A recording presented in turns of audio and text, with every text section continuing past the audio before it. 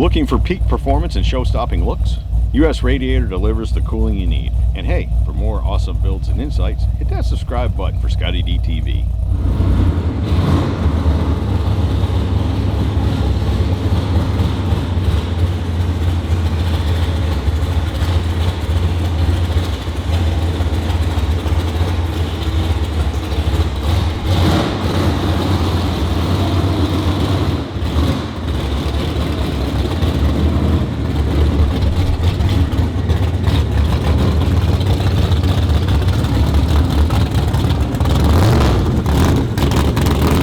Stephen, how are you, brother? I'm great, Scotty D. How you doing today? I am doing good. Ready for the rod run. Tomorrow we'll be getting real busy. Well, we've been a little nervous, but I think we're ready. Yeah, and this one in front of us has been a long time coming, eh? About 6 years, sure has. It's been a long and tedious 6 years, but I think we were at the finish line, so we're week 0 for Rod Run. We're here. It's ready to go? Ready to go. What makes a man put 6 years into a 68 Pro Street Camaro? It's a one-off deal. It serves no purpose other than for myself. It doesn't specifically fit a drag racing class, although it's fast. It doesn't specifically fit a Ultimate 7 Rod Run car or Triple Crown car, but it's got a lot of those aspects. Not necessarily a street car, but it is tagged and licensed and all the lights and everything, so we will drive it a little bit on the street. Right on. There's a little history behind why you built one that looks like this, though? My first Camaro that I got actually when I was 14, got it done a couple months after I turned 16, was a 68 Camaro. This is our racing color. We've had multiple Camaros this color, and it was this color, so this is kind of a tribute to all the first gen 67, 68 Camaros that I've had and my parents have had. Right. And when you say we, you mean your mom and dad. Both of them, even your mom was They both. My mom was a national event winner in IHRA back in the 80s. That's correct. How Yes. far did you go?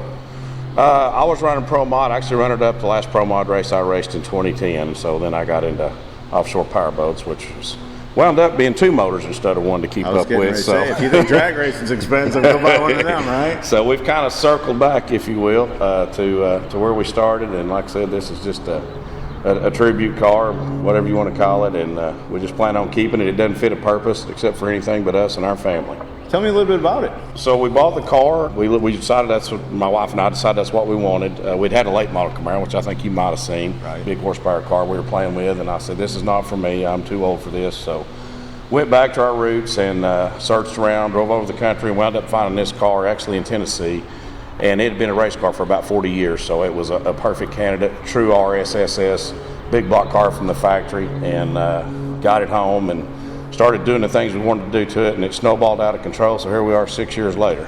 And you said when you ran the VIN number that it turned out? The car was black when we bought it and very slick, and I thought we had a nice car here, and when I got it home, ran the cow tag, and then of course started taking a few things apart, seeing the inside of the door panels, whatever. This is a factory gold Camaro, and I was like, oh man, right. Now I know what I got to do. Right. Well, but it was kind of like God's blessing, right? I mean, He made you do it. And a little more just to juice it up.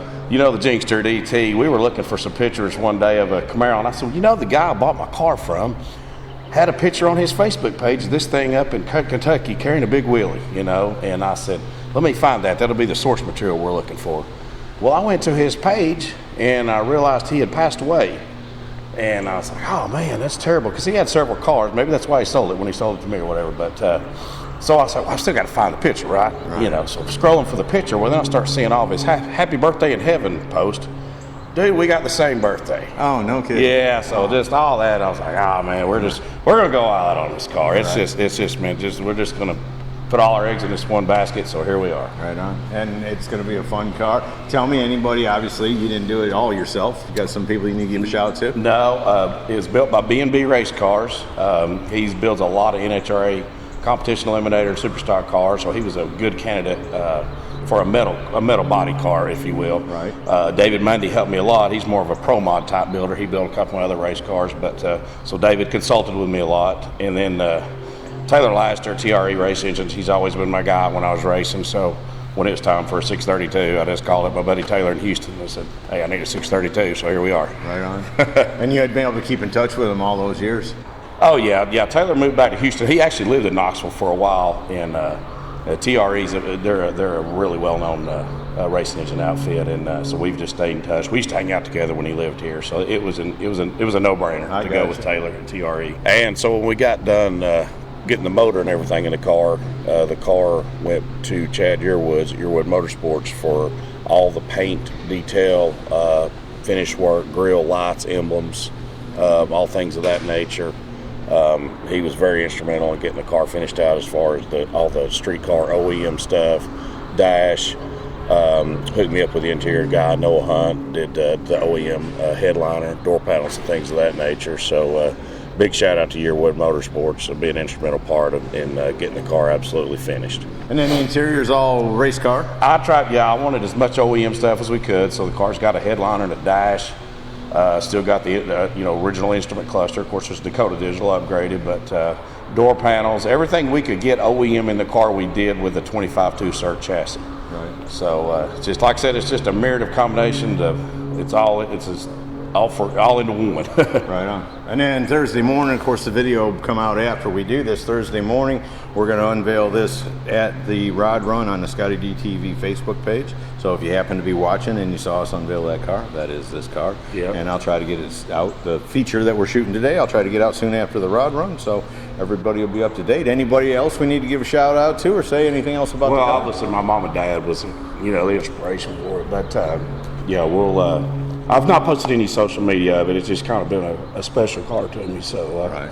That's why it's not been on social media until we unveil it. Right. No, and I appreciate that because, when you told me that you were going to bring it to the Rod Run, I was like, well, let's unveil it at Scottie D. You were glad that we could do that. Yeah, and I was like, perfect venue for that. But I was like, you can't show it to nobody. And you were like, I don't care. And then it turned out, hell, the thing didn't get done until just 2 days ago. Yeah, we were going to do this in like 23. Yeah. We were going to do bring the car to the Rod Run. Yeah, here we are, 26. So. Awesome. At least we're all still here living and breathing. We can do it, right? That's right. And if I can get a chance, folks, and I know everybody's going to want to see it run, so if I can get a chance, Stephen said he's going to take it out, and once he gets done showing it, he wants to go let the clutch out on and see what it'll do. So maybe we can have a follow-up video in a little while on that. But anyways, again, brother, thanks so much for your time. Thanks for coming out, Scotty. Good to see you. Right on. You too.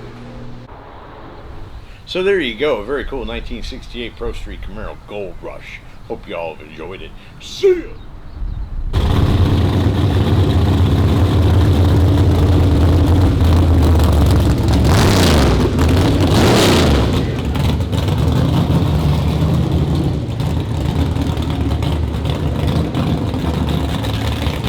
Hey y'all, make sure you subscribe to this channel and visit ScottieDTV.com for an easy way to search the hundreds of videos I have posted. Either click the link in the description or the one at the end of this video.